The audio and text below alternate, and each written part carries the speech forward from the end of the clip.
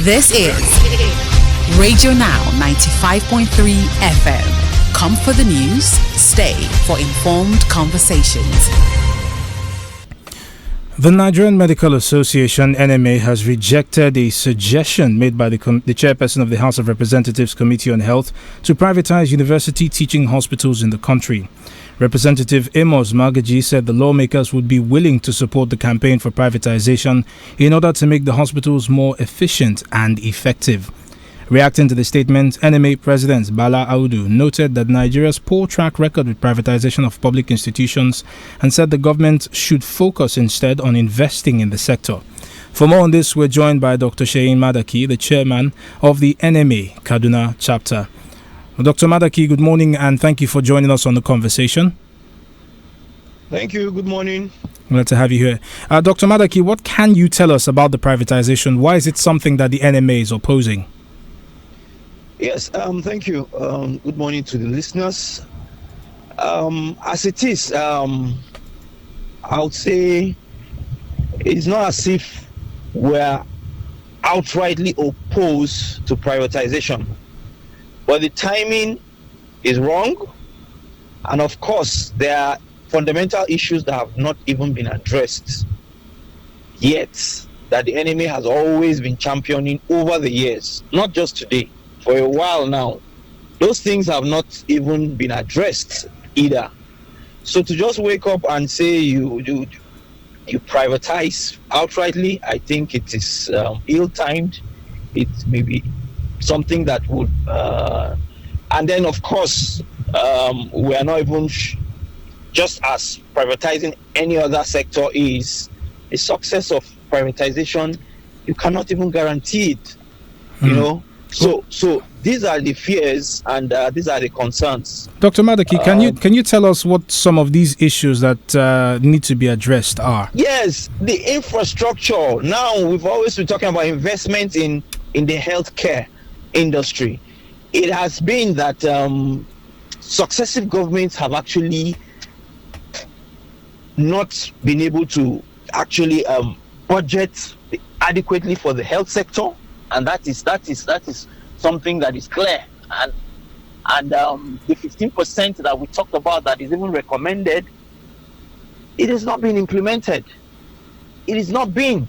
I was just even reading today about budgeting of for that comes from the National Assembly, and at some point they were giving budgets for palliatives and some other things, which in essence, some of those budgets were even higher than the nation's healthcare budget. Right. So, in a way, Dr. Madaki, I do apologize for interrupting you, but we have seen the federal government privatize certain other places. We've seen that happen with power to a large extent, at least as far as the discos are concerned. The issues that you have raised, is the NMA saying that privatization will not address these issues? Absolutely, in a way, because we are talking about power. How much power do you have now? Is the power sector working? Do we now have power? What is the cost of power now? Now, power is even one of the challenges that the hospitals are facing. You know, huge amounts of money spent on diesel, and now you have increased tariffs in electricity, and of course, also the budgets of those hospitals have to also go into electricity. What they are funded with is barely enough to do anything. So if you talk about infrastructural gap, it is the funding. These teaching hospitals have not been adequately funded, whether you like it or not. Go and check their funds. Go and check their funds. I'll use the National Eye Center in Kaduna here, for instance. There is a perimeter fencing that has gone down for how many years now? How many months? And we've made a case for that. And we've called out the Federal Ministry of Health to ensure that this is done, because at the moment when we engaged the Chief Medical Director there, the funds are not available for them to actually even do that. Securities have actually also given their own take on what should be done and how that trenches should be dug for security reasons, because our doctors, our health workers are at risk of security breaches. You know what has happened with one of our members that has been kidnapped over 6 months now, and all because it was through those lapses that those guys came in. Right. Now, we are talking about funding of this sector. We have not adequately funded them. Now, if you privatize, it means that that funding will be transferred to the common man. And how many people can afford healthcare in this country in a private sector? So, how many? Dr. People are not Madaki, even earning. Yeah.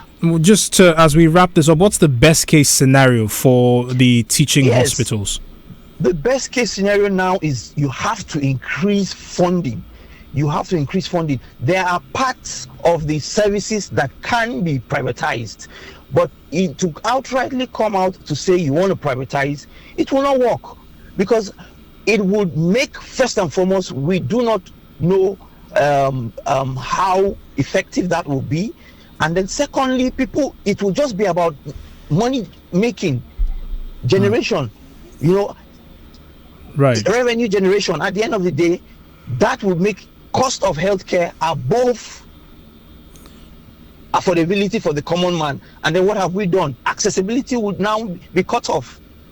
So you've not done anything at the end of the day. So let us fund the institutions, let us fund the healthcare, the hospitals adequately, and let us get the adequate manpower to man those hospitals as well, and pay them well, and we'll see the change. Well, Dr. Madaki, thank you very much for your time and your expertise on this conversation. Dr. Sheyi Madaki is the chairman of the Nigerian Medical Association Kaduna chapter, and he joined us to speak on the suggested privatization of the teaching hospitals in Nigeria by the House of Representatives in an effort to make them more effective and more efficient.